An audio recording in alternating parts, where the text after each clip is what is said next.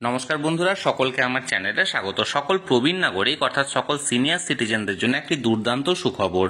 অবশেষে সকল প্রবীণদের জন্য সরকার নিল এক যুগান্তকারী পদক্ষেপ। এবার থেকে সকল প্রবীণ নাগরিককে আর্থিক সহায়তা প্রদান করবে সরকার, যাতে করে প্রবীণরা নিজেদেরকে শারীরিকভাবে সুস্থ রেখে সমাজে মাথা উঁচু করে বাঁচতে পারে এবং তাদেরকে আর কারো মুখাপেক্ষী হয়ে বাঁচতে না হয়, সেই উদ্দেশ্যে।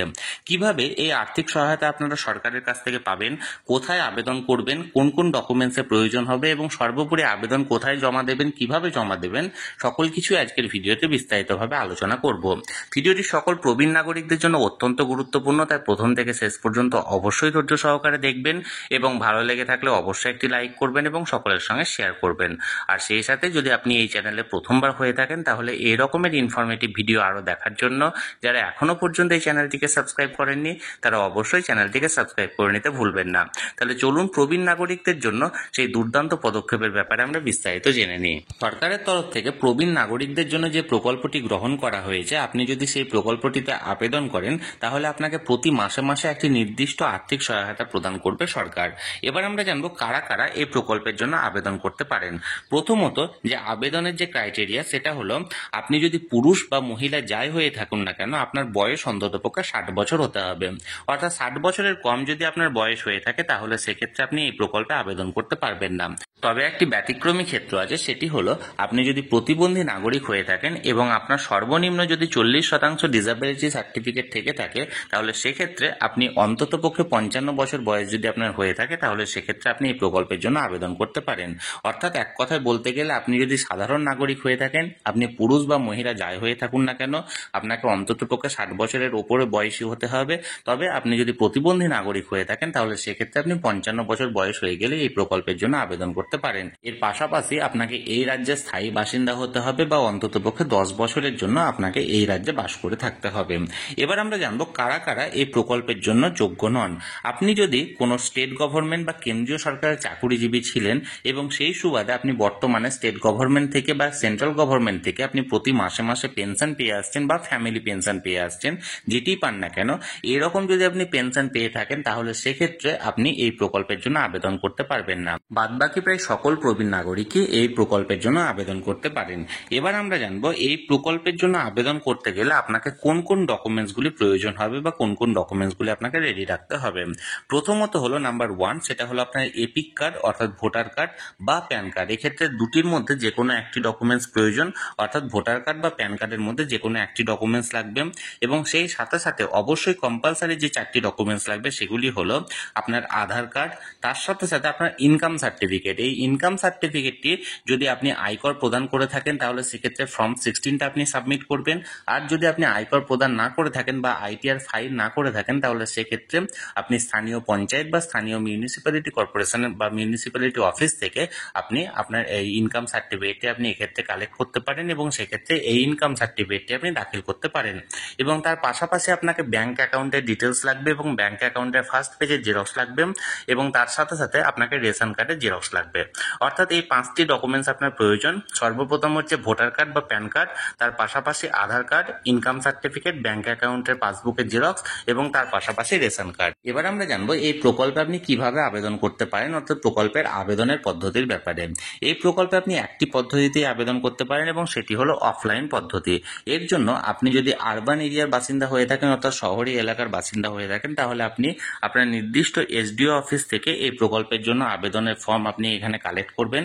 আর আপনি যদি গ্রাম্য এলাকার বাসিন্দা হয়ে থাকেন, অর্থাৎ রুরাল এরিয়ার বাসিন্দা হয়ে থাকেন, তাহলে আপনি বিডিও অফিস বা পঞ্চায়েত সমিতি অফিস থেকে আপনি আপনার এই প্রকল্পের ফর্মটিকে কালেক্ট করে সেই ফর্মটিকে ভালোভাবে ফিল আপ করে তার সাথে সাথে সমস্ত যে রিকোয়ার্ড ডকুমেন্টসগুলি আছে, সেই সমস্ত রিকোয়ার্ড ডকুমেন্টসগুলি অ্যাটাচ করে আপনি এই প্রকল্পের ফর্মটি যেখান থেকে কালেক্ট করেছেন সেই অফিসে জমা দিয়ে এই প্রকল্পের জন্য আবেদন করতে পারেন। এবার চলুন আমরা এক নজরে দেখে নিই এই প্রকল্পে আবেদনের ফর্মটি আপনি কিভাবে ফিল আপ করবেন। এখানে দেখুন একটি ফর্ম আমি শেয়ার করেছি, যে ফর্মটির মাধ্যমে আপনাকে এই প্রকল্পে আবেদন করতে হবে।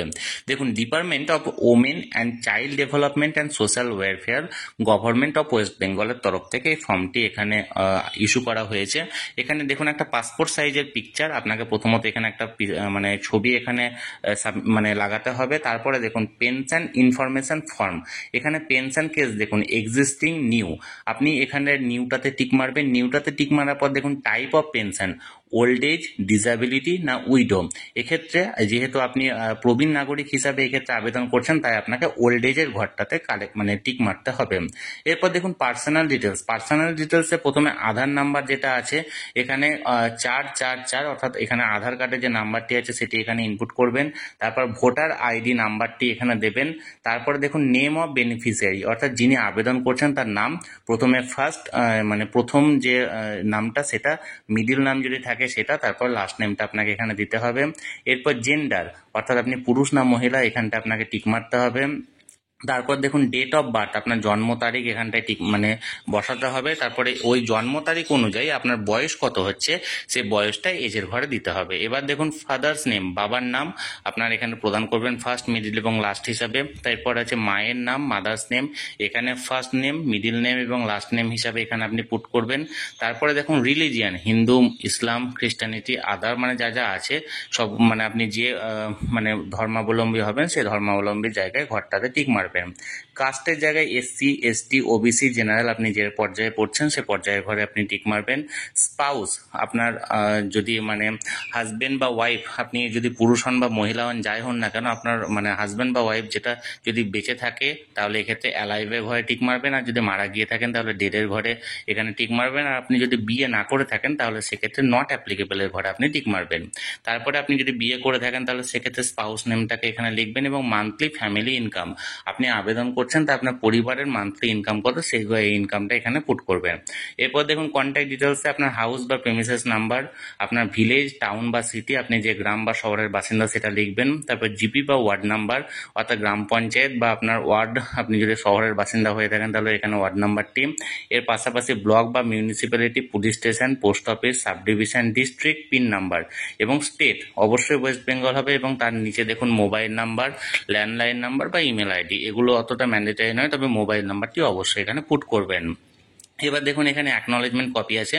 আপনি এই ফর্মটি যখন জমা দেবেন তখন এই জমা দেওয়ার সাথে সাথেই অ্যাকনলেজমেন্ট কপিটা এখানে করা হবে এবং টাইপ অফ পেনশনের জায়গায় সব কিছু ওনারা লিখে দেবেন।